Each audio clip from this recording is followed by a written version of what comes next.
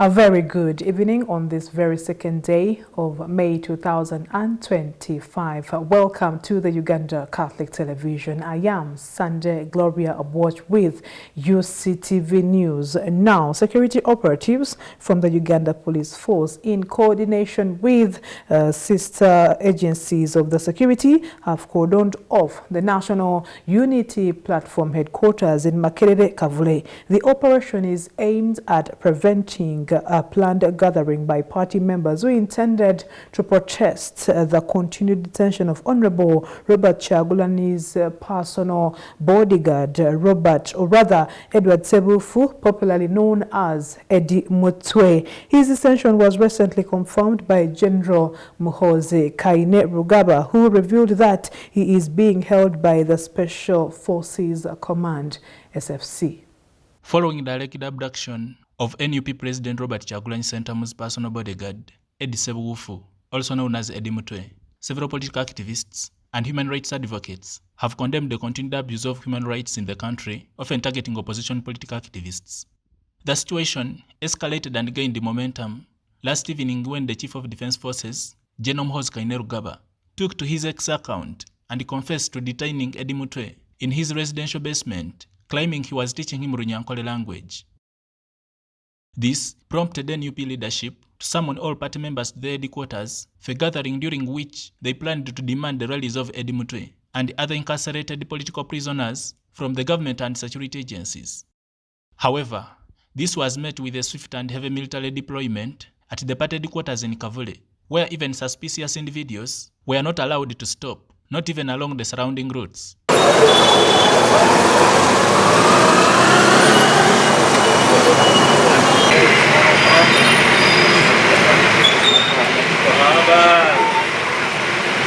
Party diehards, who arrived one by one, were taken by surprise upon realizing that their headquarters were under military raid. Despite this, they vowed to gain access to the premises and continued to demand the release of their detained supporters.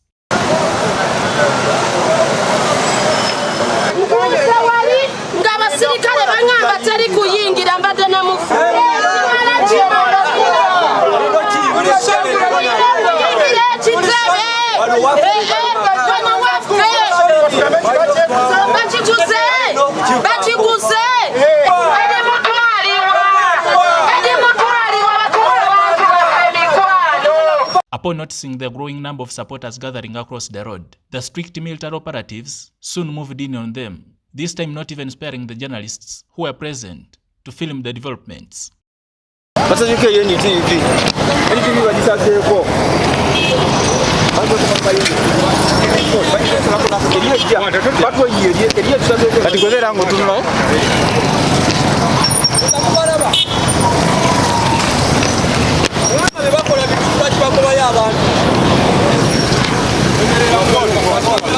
In an exclusive engagement with some party members who had withdrawn a few meters from the premises, they revealed that this would not mark the end of their demand for the release of their colleagues. They also condemned what they described as the unchecked, overzealous abuse of democracy by military institutions in favor of a few individuals. It's not allowed for any security officer to be partisan. But we have seen the CDF more than once being partisan, and the police and the UPDF giving him a blind eye. This is humiliation and a violation of human rights. Our gathering today was intended to show the world, everyone, the professionals, the doctors, the members of parliament, the journalists, the farmers in Kasanda, and the businessmen in Chikubu, that what is happening and what is being done to our brother Sebufu can also happen to you, because we are all potential candidates of this regime's solidarity. And I want to call upon Ugandans, especially the elites who think that this does not concern them. It concerns them because when Trump was taking away aid, he took away their jobs.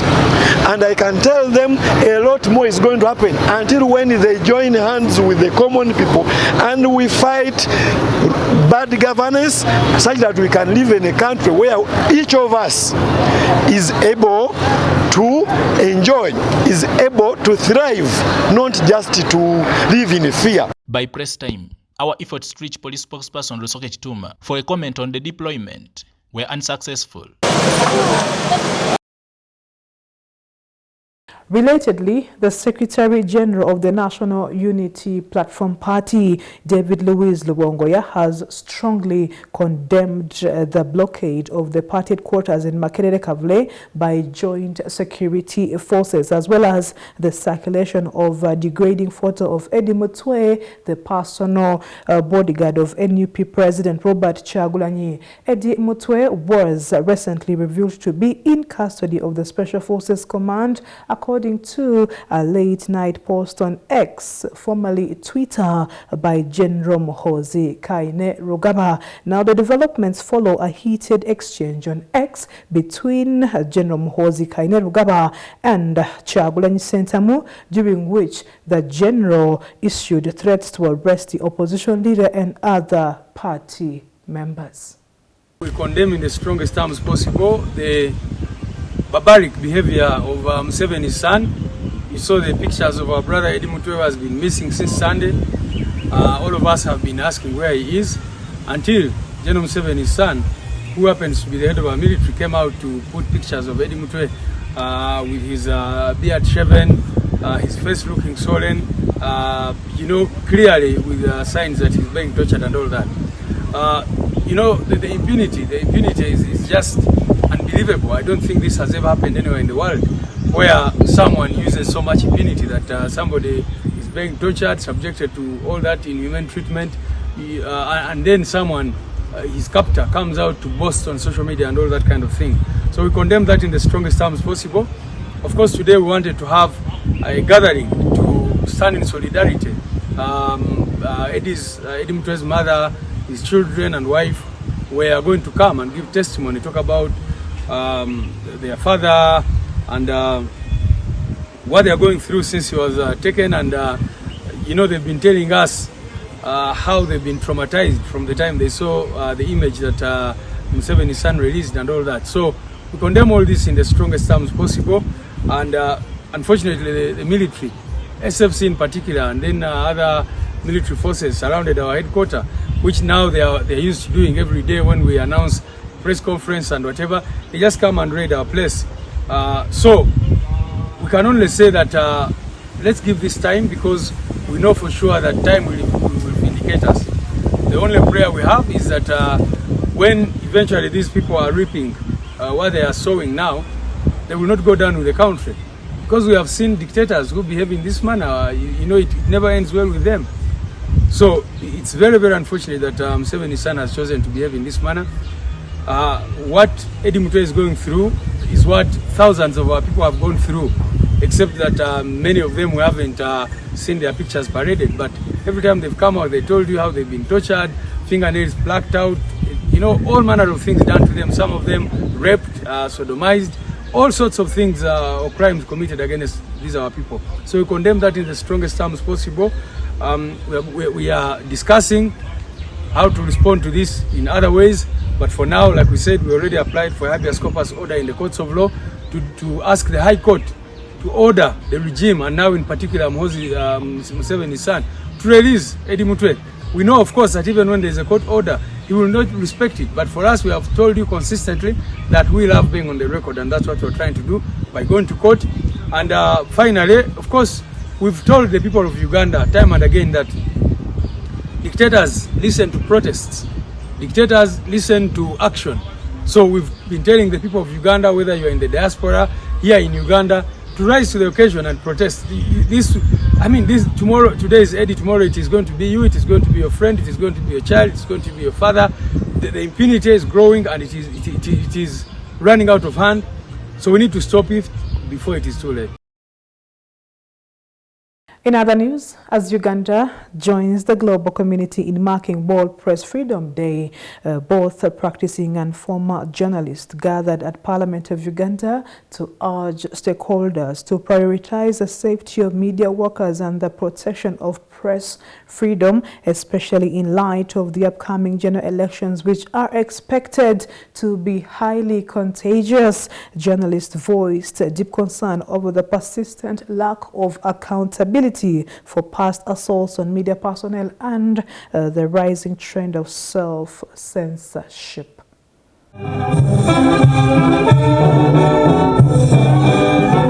We have a challenge of the poor pay of the journalists. I don't want to say that only journalists that report from Parliament are well off, but you'll see that we also have journalists that are not well off.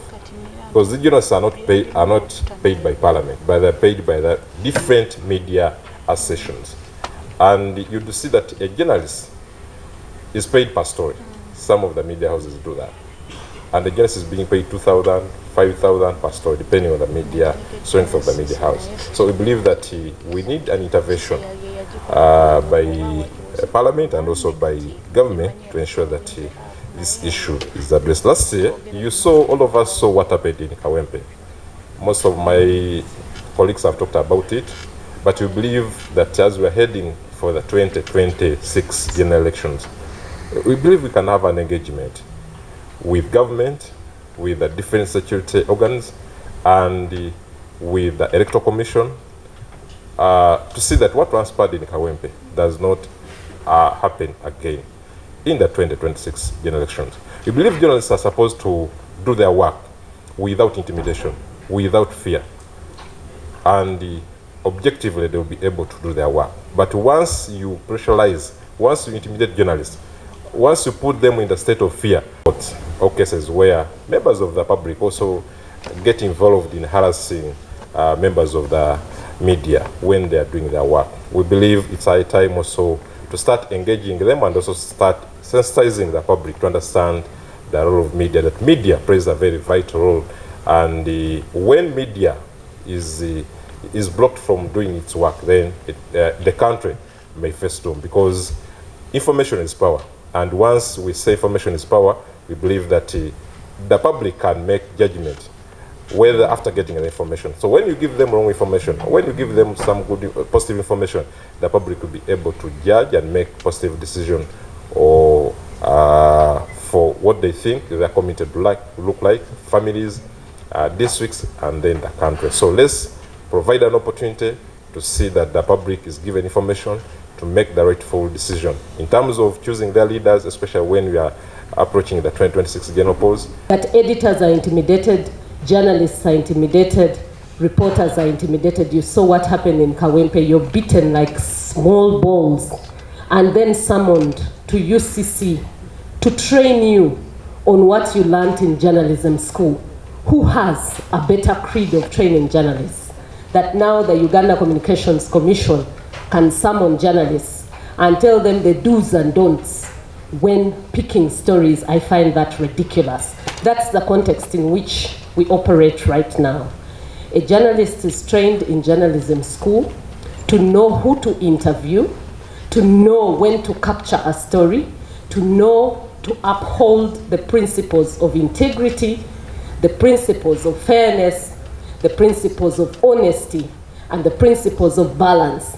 So instead, UCC should visit journalism schools in universities and learn how journalists are trained, rather than call journalists and eventually call them to Chankwanzi for ideological orientation. Journalists are supposed to be objective, never once pushed to one side of ideology, never once pushed to one side of a political dispensation.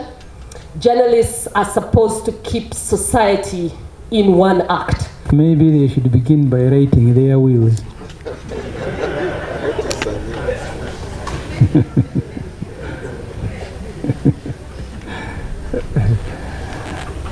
I mean, you see, the Constitution has been overthrown.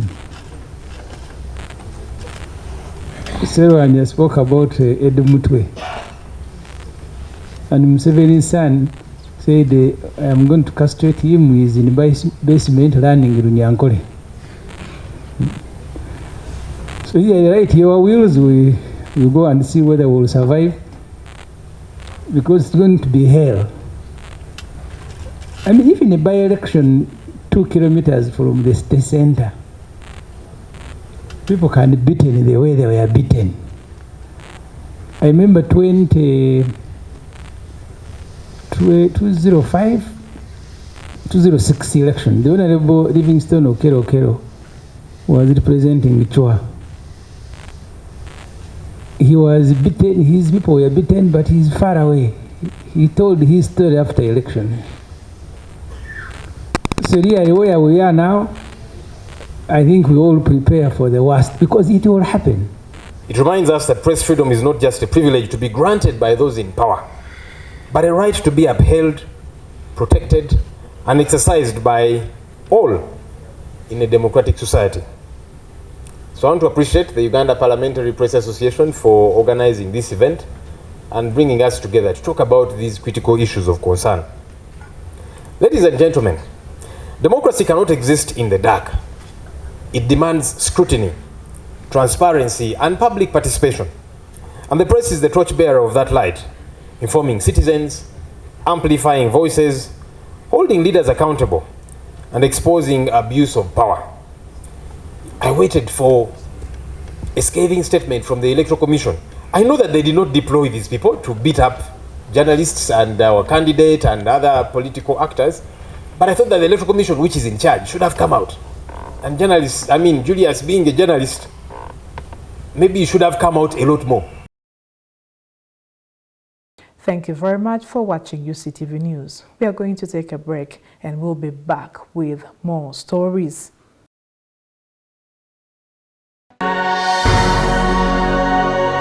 UCTV, good news for all. You are watching UCTV, good news for all. For this and more, tune in to Kasese Get Radio 100.5 in Western Region, located at the hill of the Diocese of Kasese. KGR brings you all Catholic programs and an advertising platform in all our radio shows like Good Morning Renzori, Chama Tovoka, Ukute, the business show, Propeller, the request show and sports, Evaluation, Bahinga Bakuluka, Late Night Show, and many others. Our other services include Isuzu Tipa, a Noah car, public address system, live band, Omokekera, an audio recording studio, and outside live broadcast. For more information, call 0773 597 166 or visit our website www.kasesegatradio.com. Kasese Get Radio, Omusondoria, the voice of truth.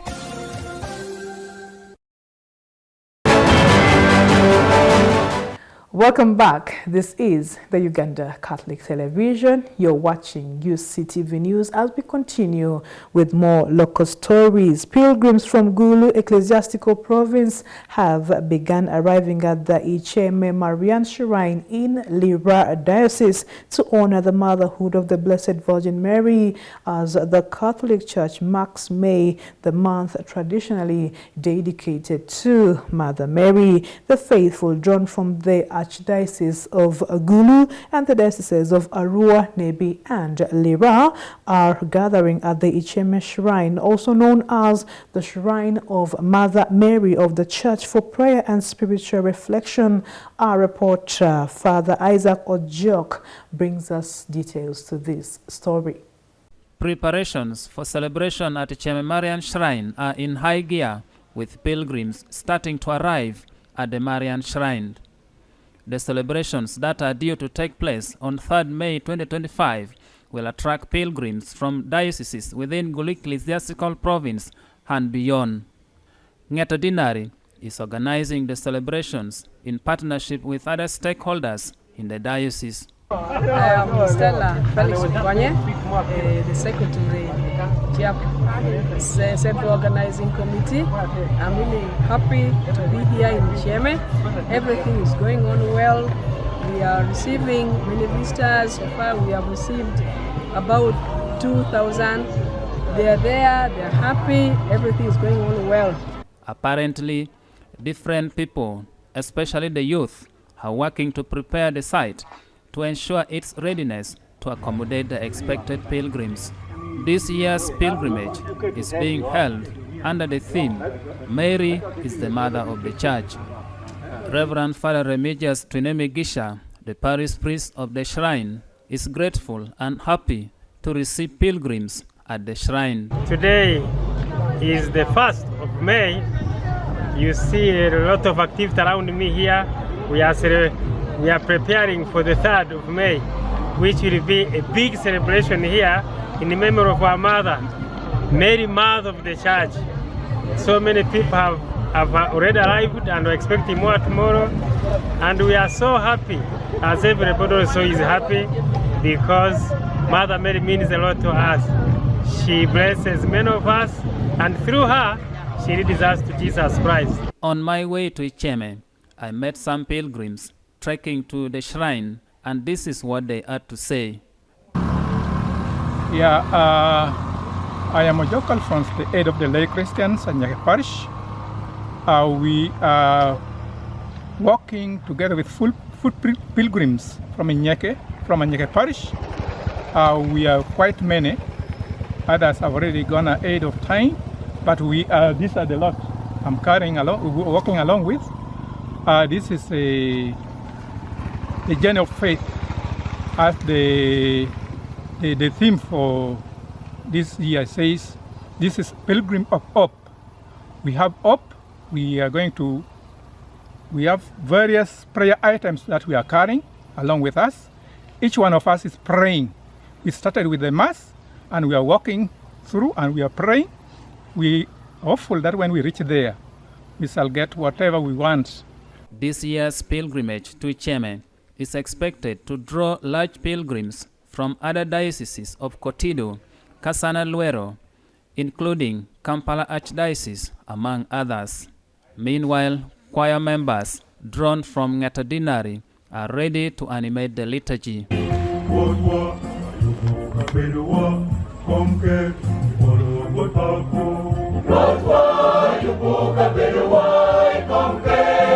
The pilgrimage to Icheme is a provincial program held annually on first Saturday of the month of May. The presence of the shrine in the area is promoting the growth of faith among the Christians in the area and pilgrims who visit the shrine.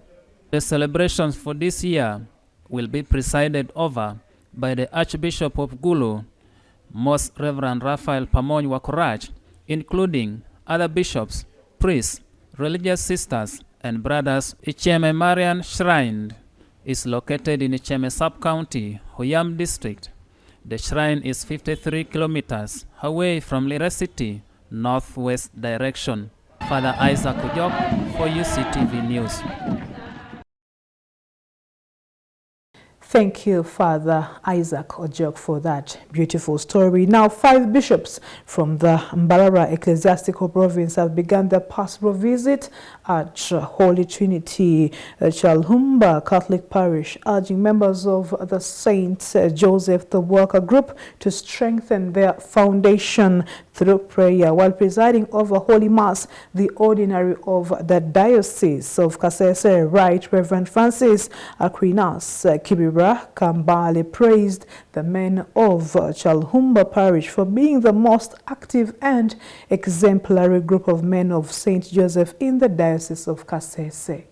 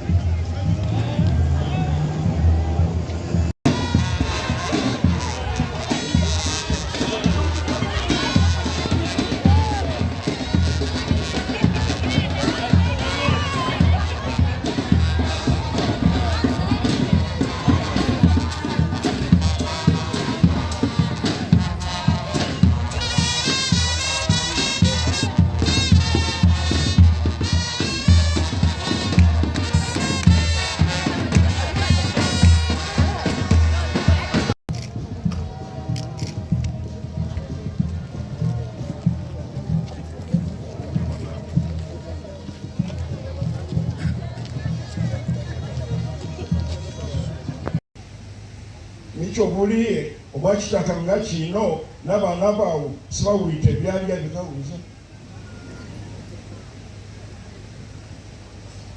okasiba kwa mupungoli wenzira wasubola saha ino mwakiro wasaba mukalo nte byalya biregai ebyalya na omukala kakusubamu nti watukolera kyano munagwire what did you do to earn food amina batami tuwita olukwanirwa lunene itwabosi eruwanya ekiwe kya Nyamuhanga eritegeka ndeke ekiwe kya Nyamuhanga itwabosi n'abazibu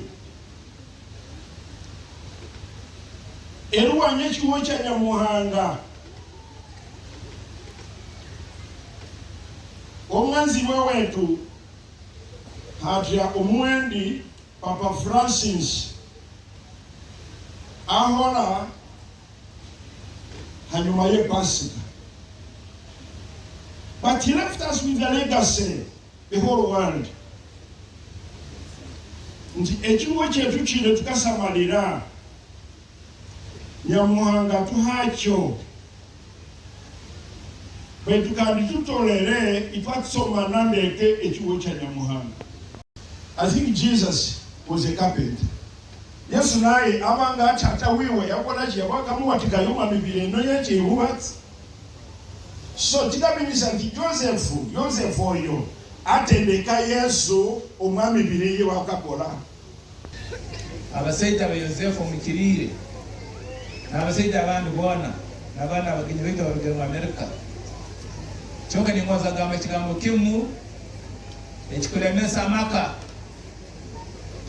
Ekigambo kino kikaleeta hanu Father Akabara wakabale bwana mukuru ebirundi ebiri. Ekigambo ky'obwabu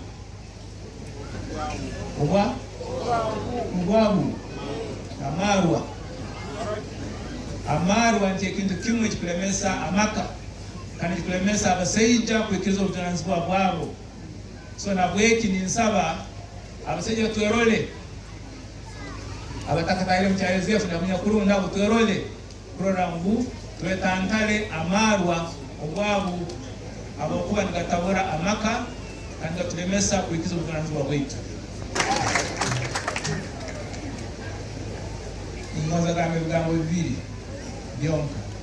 Ekyokubanza kusiima okutinisa muno Bishop Kibira na timu y'abakuru n'enyo n'abakristo abakutekaniza kutangira kiro kinu hanu kyalumba kana Kasese. Mwasinja kusibu Asko amaha mugire amaha numuraba ombintu